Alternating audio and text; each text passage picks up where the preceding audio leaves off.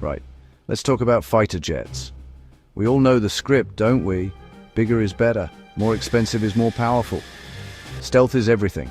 A machine that costs more than a small country's GDP, it's invisible to radar, and it can probably order a pizza from 40,000 feet. Everyone else is supposed to just pack up and go home. And then, from the snowy, sensible land of meatballs and flat-pack furniture, comes this little thing, the Saab Gripen. When it first properly appeared on the scene, the experts, the chaps with clipboards and serious faces, they all had a good chuckle. So, what exactly was the problem, according to the so-called experts? Well, for a start, look at it. It's tiny. Compared to something like an F-15 Eagle or a Russian Su-27, the Gripen is a bantamweight. In the world of aerial pugilism, where size often implies payload and fuel capacity, this was seen as a critical flaw. The critics argued it couldn't carry enough bombs, couldn't fly far enough, and couldn't possibly house the enormous power-hungry radar systems that were becoming the norm. It had one engine, for heaven's sake. One.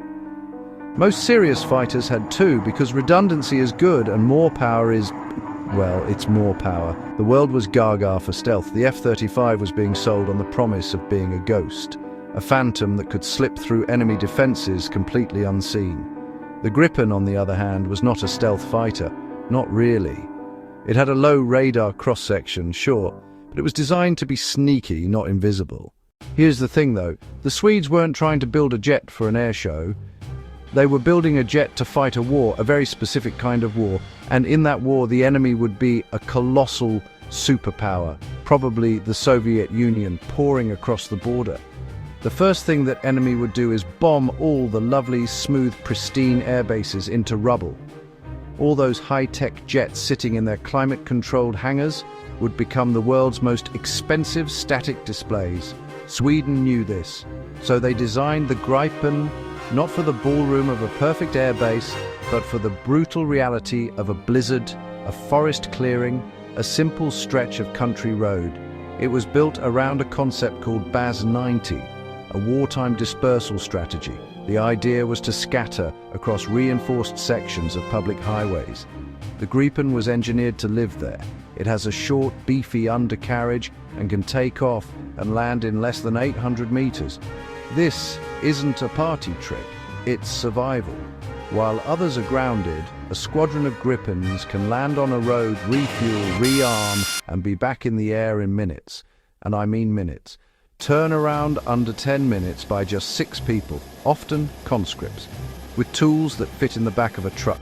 It's not a brawler, it's a guerrilla warrior, an ambusher. For years, the Gripen's clever design was mostly theoretical. How would it fare in a real fight? The answer emerged in war games and joint exercises. One early example, Gripen versus RAF Typhoon. On paper, Typhoon should dominate, but it didn't. In close-range dogfights, the Gripen was devastating. Leaked reports showed Swedish pilots scoring consistent kills. Small size, harder to see, harder to lock. Delta Canard agility turned chases into frustrations.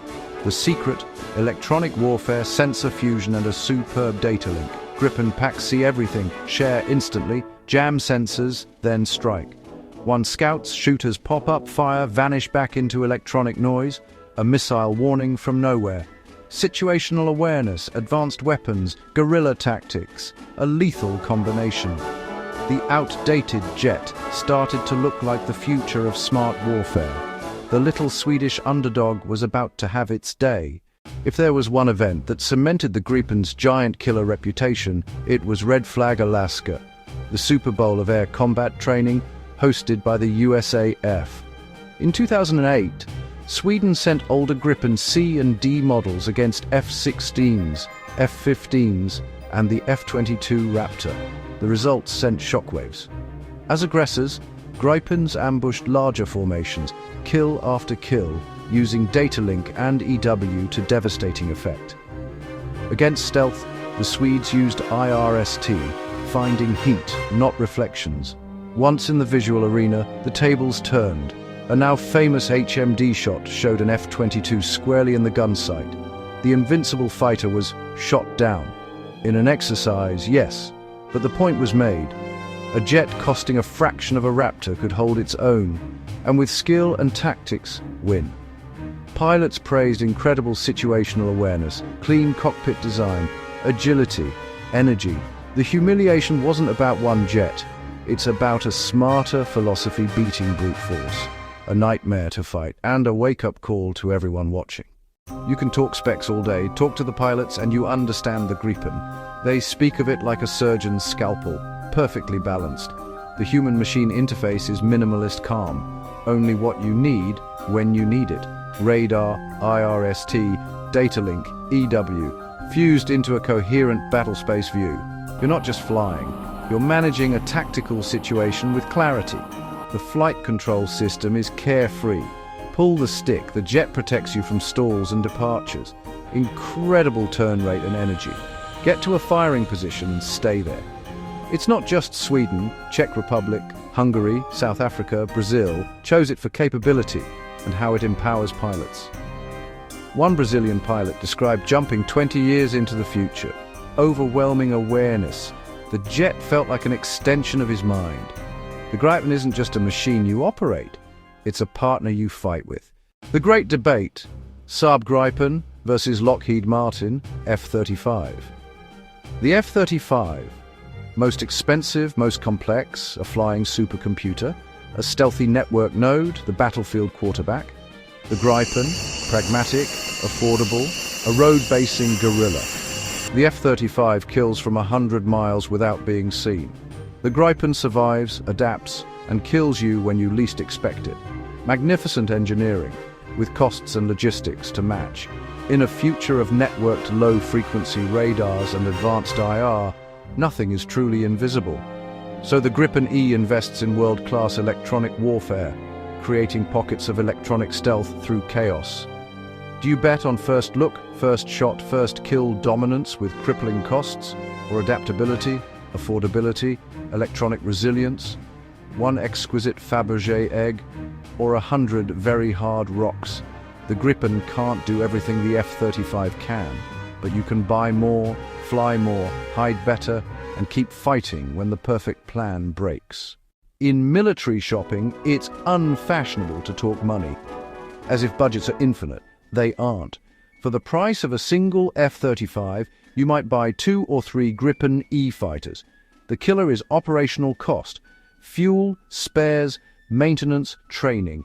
Gripen E around 8,000 per hour versus 40,000 plus for the F-35. That's a canyon. For the same budget, your pilots fly 5 times more. Flying, practice, experience. That's how you make killers in the sky. Smaller nations field credible air power without bankruptcy. Technology transfer builds sovereign capability. Brazil didn't just buy jets, it built an industry. Advanced Meteor missiles, world-class EW, 90% of the capability for 20% of the life cycle cost. Mass matters. Enough jets to be everywhere, all at once. The Gripen isn't just a fighter, it's an economic and industrial strategy. Proof you secure skies by spending wisely. So here we are, the little Swedish jet that everyone laughed at has proven itself one of the most intelligent fighters in the world. It has humiliated bigger, more expensive, more advanced rivals in exercises. It wins on sheer logic. What does modern actually mean? Big radar, stealthiest shape, highest top speed? Or is modern about adaptability and resilience? A jet you can fly and fight beats a hangar queen you can't afford to operate. The real world has tight budgets, imperfect airfields, clever enemies. The Gripen is modern because its strength is thinking. Network-centric tactics, pilot-focused cockpit, low-cost logistics. The future may not belong to a single invincible superjet. It may belong to the wolf pack, networked, affordable, resilient, adaptable fighters. The Gripen embodies the courage to ignore the herd and solve the problems smarter, leaner, more effectively. Sometimes the cleverest weapon isn't the one that costs the most. In the end, the Saab Gripen is more than a fighter, it's a lesson. A lesson that reliability, availability, and human skill win wars. Critics called it small, simple, affordable. In real conflict, those aren't weaknesses.